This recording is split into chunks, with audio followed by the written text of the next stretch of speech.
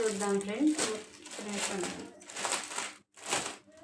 2 piece sets చూపించాను కదా, అవి అయిపోయినాయి. ఇంకా ఇది ఇంకోటి సార్ బొమ్మ చూడండి, ఇట్లా వచ్చింది మామూలు నేవీ బ్లూ అంటారు కదా, ఆ నేవీ బ్లూలో స్ట్రైట్ కట్ టాప్స్ కట్స్ వచ్చినాయి.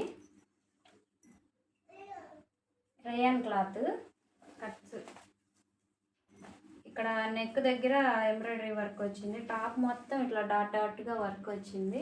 మీరు ఒకసారి గమనించలేదో చూడండి.